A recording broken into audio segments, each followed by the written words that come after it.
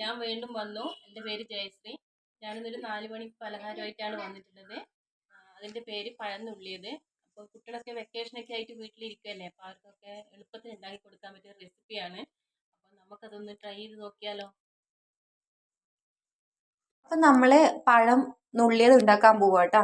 ഇത് കണ്ടോ, ഈ പഴം നല്ല പഴുത്ത നേന്ത്രപ്പഴമാണ്. ഇതാണ് വേണ്ടത്, നല്ല പഴുത്ത പഴമായിരിക്കണം. അതൊരു നടുകെ കൂടി 2 കീറിയിട്ട് അതിന് 4 കഷ്ണമാവുമല്ലോ, അങ്ങനെ അതിന് ചെറിയ കഷ്ണങ്ങളായിട്ട് മുറിച്ച് പ്ലേറ്റിലേക്ക് ഇട്ട് കൊടുക്കുന്നുണ്ട്. അപ്പം നമ്മൾ ഏറ്റവും നല്ലത് മൈസൂർ പഴത്തിൽ ചെയ്യുന്നതാണ്, അല്ലെങ്കിൽ റോബസ്റ്റ പഴത്തിലും ചെയ്യുന്നവരുണ്ട്. ഞങ്ങൾ ഇതുപോലെ നേന്ത്രപ്പഴം കിട്ടുമ്പോൾ ചെയ്ത് നോക്കിയിട്ടുണ്ട്. അപ്പം നല്ല രുചിയാണ്, വളരെ പെട്ടെന്ന് തന്നെ ചെയ്യുകയും ചെയ്യാമല്ലോ. അപ്പം നിങ്ങൾ അത് ശ്രദ്ധിക്കുക. നമ്മൾ പഴങ്ങൾ ചെറിയ ചെറിയ കഷ്ണങ്ങളായി മുറിച്ചിട്ടിട്ടുണ്ട്. ഇനി നമുക്കത് കൈ കൊണ്ട് തന്നെ നന്നായി ഉടച്ചെടുക്കണം.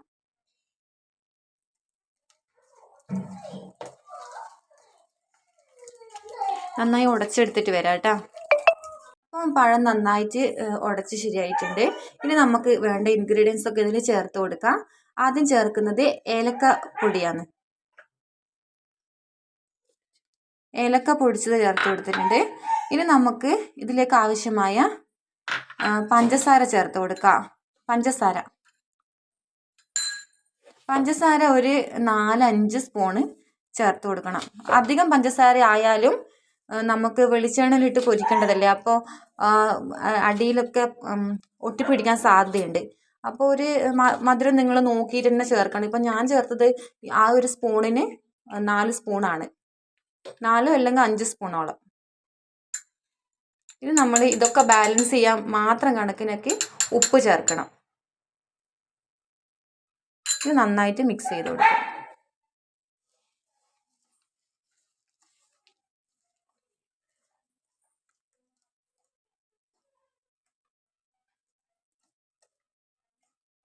നമ്മൾ ഇൻഗ്രീഡിയൻസ് ഒക്കെ ചേർത്ത് നന്നായി ഇളക്കി വെച്ചിട്ടുണ്ട്. ഇനി നമുക്ക് വേണ്ടത് ഇതിലേക്ക് ആവശ്യമായ മൈദപ്പൊടിയാണ്.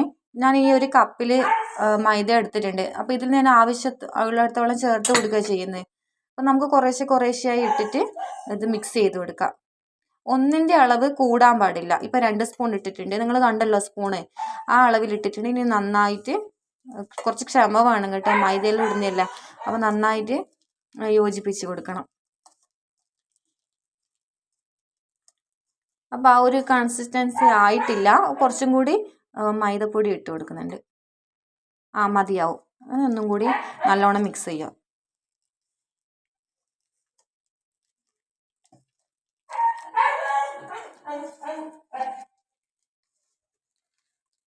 ഇവിടെ ഒരു ഡോഗ് ഉണ്ട് കേട്ടോ. ആ ഡോഗിൻ്റെ സൗണ്ടാണ് നിങ്ങൾ കേൾക്കുന്നത്. നിങ്ങൾ അതിലൊന്നും വിചാരിക്കരുത്. ഫസ്റ്റ് ടൈം ആയതുകൊണ്ട് തന്നെ വീഡിയോ എഡിറ്റിങ്ങിലെല്ലാം കുറച്ച് ബുദ്ധിമുട്ടുണ്ട്. അപ്പോൾ നിങ്ങളത് ക്ഷമിക്കുന്നു കരുതുന്നു. പോകെ എല്ലാം ശരിയാക്കി കൊണ്ടുവരും കേട്ടോ. കുറച്ചുകൂടി പൊടി ഇട്ട് കൊടുക്കുന്നുണ്ട്.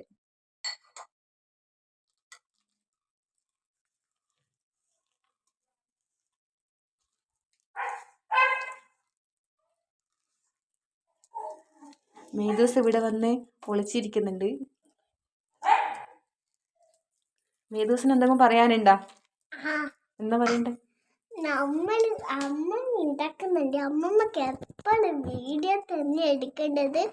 അപ്പോൾ എന്നെ കിട്ടാൻ വേണ്ടിയിട്ട് ഞാനപ്പോൾ ഇങ്ങനെ ഒളിച്ചിരുന്ന പോലെയുണ്ട്. അപ്പോൾ അമ്മമ്മ വീഡിയോ എടുക്കുന്നതാണ്. നാളെ എന്തോ വീഡിയോ ആയിരിക്കും, വേറെ എന്തോ ഒരു വീഡിയോ. ഇന്ന് വീഡിയോസിൽ മേദൂസിനെ കൂടിയില്ല, അതിൻ്റെ പരാതിയാണ് അവൾ പറയുന്നത്. അതുകൊണ്ട് വീഡിയോസ് എടുക്കുമ്പോൾ അവൾ ഒന്ന് ഒളിച്ച് വെക്കുകയായിരുന്നു, അവളെയും കൂടി കിട്ടാൻ വേണ്ടിയിട്ട്.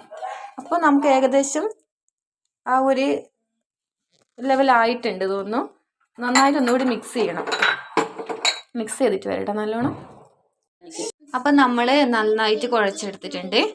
ഞാൻ എടുത്ത മൈദ മൊത്തം എടുത്തിട്ടില്ല കേട്ടോ, അതിന് വേണ്ടി ബാക്കിയുണ്ട്. ഈ പ്ലേറ്റിൽ ഇത്രയോളം മൈദ ബാക്കിയുണ്ട്, കണ്ടില്ലേ? അത്രയോളം നിങ്ങൾ എടുക്കണ്ടുള്ളൂ. ഇനി നമുക്കൊരു പാൻ അടുപ്പത്ത് വെച്ചിട്ടുണ്ട്, ഗ്യാസിൽ വെച്ചിട്ടുണ്ട്. ആ പാൻ നന്നായി ചൂടായിട്ടുണ്ട്. അതിലേക്ക് നമുക്ക് പൊരിച്ചെടുക്കുന്നതിന് ആവശ്യമായ വെളിച്ചെണ്ണ ചേർത്ത് കൊടുക്കാം. മതിയാവും.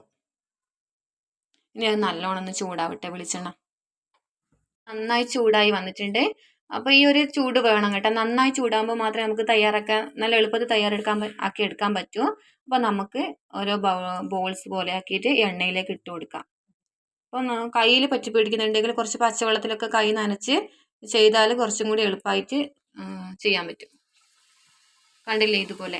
പിന്നെ നമ്മൾ ഒന്ന് ഇട്ട് കൊടുത്താൽ അപ്പം തന്നെ നമ്മൾ മാറ്റി ഇട്ട് കൊടുക്കണം, അല്ലെങ്കിൽ തമ്മിൽ ഒട്ടി പിടിച്ചു പോകും. പിന്നെ അതുപോലെ തന്നെ അടിയിൽ ഒട്ടി പിടിക്കുന്നുണ്ടോ എന്നെല്ലാം നിങ്ങൾ ശ്രദ്ധിക്കണം.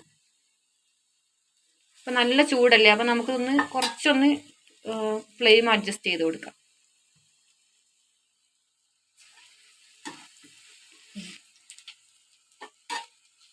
നമ്മളിത് ഒരിക്കലും ഇളക്കാതിരിക്കാനേ പാടില്ല. ഇളക്കി വേണം ഇത് തയ്യാറാക്കി എടുക്കാൻ വേണ്ടിയിട്ട്. അല്ലെങ്കിൽ അടിക്ക് പിടിക്കാനും പെട്ടെന്ന് കരിഞ്ഞു പോകാനും സാധ്യതയുണ്ട്. ഇനിയിപ്പോൾ നമുക്ക് നല്ലോണം അതിൻ്റെ ഫ്ലെയിം കുറച്ച് വെക്കാം, അല്ലെങ്കിൽ പെട്ടെന്ന് കരിഞ്ഞു പോകും.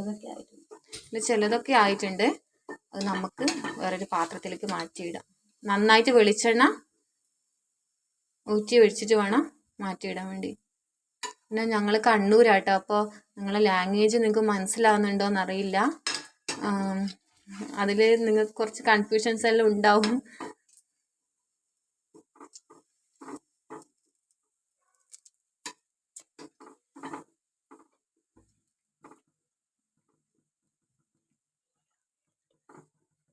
അപ്പോൾ ഇത് കണ്ടോ, ഇങ്ങനെയാണ് ഉണ്ടാകുന്നത്. നമ്മൾ ഒരു പ്രാവശ്യം ഒന്ന് ഉണ്ടാക്കി കഴിഞ്ഞിട്ടുണ്ട്. അപ്പോൾ ഇതുപോലെ കിട്ടും നിങ്ങൾക്ക്. ചൂടാറിയിട്ടുണ്ടെങ്കിൽ നിങ്ങൾക്ക് ഉള്ളൊക്കെ കാണിച്ചു തരായിരുന്നു. അപ്പം നമ്മൾ രണ്ടാമത്തെ പ്രാവശ്യം എണ്ണയിലേക്ക് ഇട്ടിട്ടുണ്ട്. ഇതുപോലെ നമ്മൾ തുടർച്ചയായിട്ട് ഇളക്കി കൊടുത്തുകൊണ്ടേയിരിക്കണം.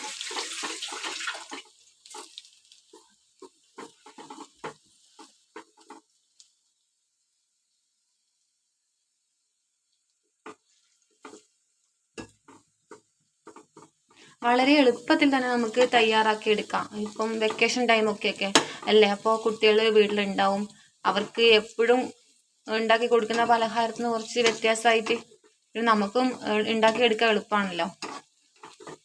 പിന്നെ പഴമൊന്നും കഴിക്കാൻ ഇഷ്ടമില്ലാത്ത കുട്ടിക്ക് നല്ലതാണ്, ഈ രീതി കൊടുത്താലും കഴിക്കും. അപ്പോൾ ഇത് കണ്ടില്ല, നന്നായി വെന്തിട്ടുണ്ട് കേട്ടോ. അകവശമെല്ലാം നന്നായിട്ട് കേട്ടോ.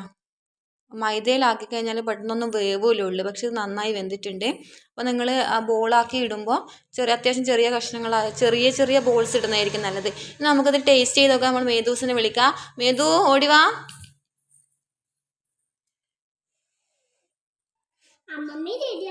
റെഡിയായി, മോള് കഴിച്ചു നോക്കിയാ.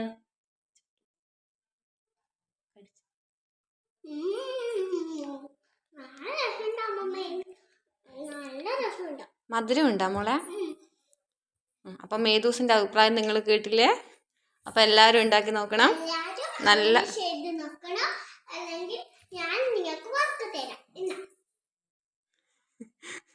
ഓക്കെ, എന്നാൽ അടുത്ത വീഡിയോസായി വരാം.